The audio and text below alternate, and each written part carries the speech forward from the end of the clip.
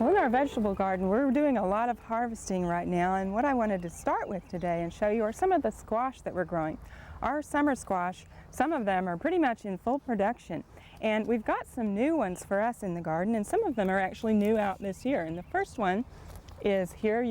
We've got just some beautiful kind of bush vines here, but what we're looking at down here is I want to show you the squash that we have, and I'll go ahead and harvest one here to show you. This is a yellow straight neck type variety. It's called Zephyr, and it's new this year from Johnny's Selected Seeds. And it is a straight neck, but it's got a little bit of a twist in that the bottom has this nice green look on it. Now Zephyr, I'll show you some more of them. They're really pretty as they're on the bush here. We've got these green tips on them, so they would look very pretty if you were selling them or if you just wanted to put them on the table. Now it's supposed to have a somewhat nutty flavor to it, and we're going to be trying some of them. We've never eaten them before, but that's what the catalog says. And the harvest for these should be when they're between 4 and 6 inches long. So it's a smaller squash that we'll be harvesting here for the summer. But that is, again, Zephyr, and it's new this year from Johnny's Selected Seeds. So we're going to be trying that here a little later. And so far they've performed very well. Now the next one that I want to show you is right here, and this is Raven. And it was new this year from Shepherd's Garden Seeds. And again, it's a bush type, but instead of being a yellow straight neck, this is a zucchini type squash. And as we look down here, one of the things that I want to point out is that the stems are a little less spiny than a lot of zucchinis tend to be. So it's not quite as difficult to harvest the Zephyr squash. You can see they actually look fairly smooth through here. They aren't completely smooth. We've got a few small spines, but they're not as prickly as some. And as we look down here, you can see we have a beautiful squash, and these again are the zucchini type.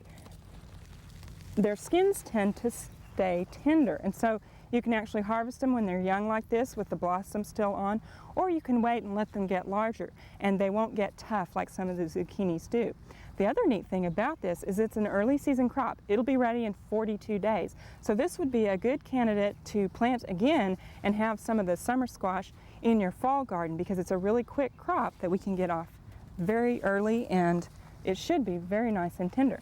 Now the other squash that we have planted here is our patty pan, and the one that we've chosen is Sunburst. And we don't quite have anything ready to go yet. We've got some tiny baby squash and some blooms just starting. So it's a later crop that we'll be coming back and harvesting later, and hopefully Barbara will show us how to cook those later in the season. Well, some of the other things that we are harvesting right now are onions are actually falling over, so it's time to get those dug and let them start curing inside. And we've also been harvesting a lot of peppers. We have a nice pepper crop here, and right here you can see we've got peppers all over the place.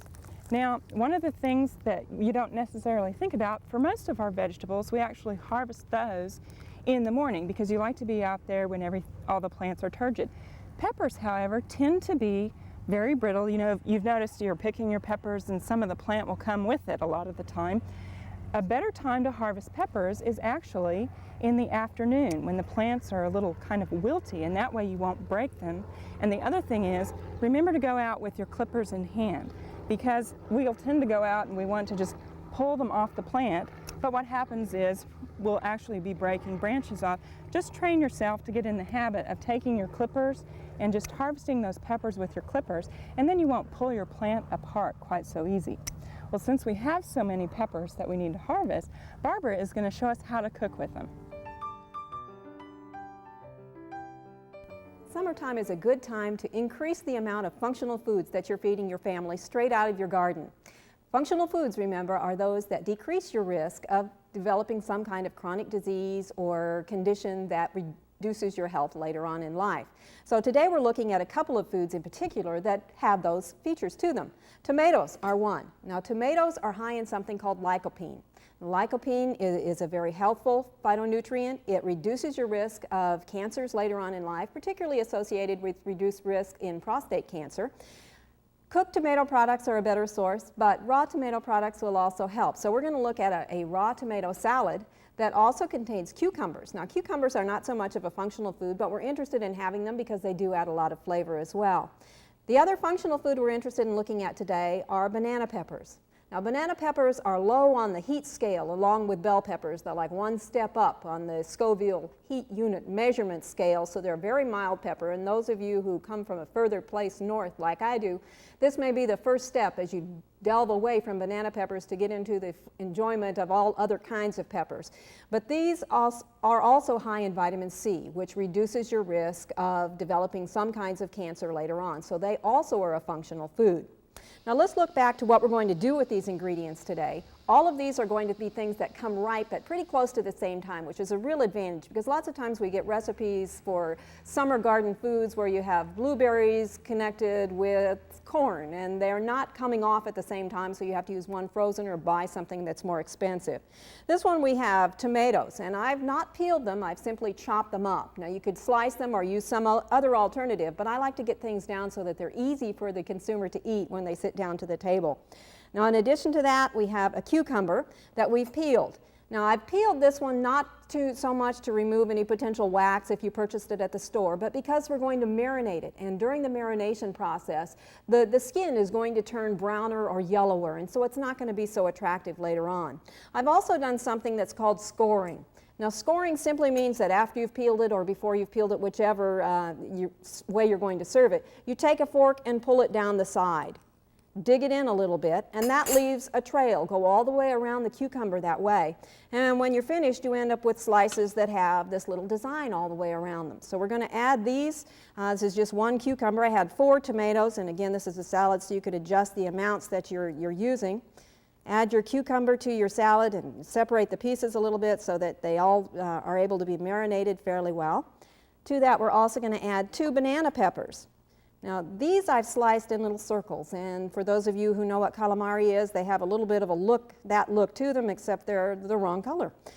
So that adds a little bit of fun to the dish. Now these, because they're not hot, don't have to be seeded. It's not as critical as it would be with jalapenos, where the seeds have a lot of the bite to them. So these, if you choose to seed them, they look a little better to me, but you could leave the seeds in there if you wanted to.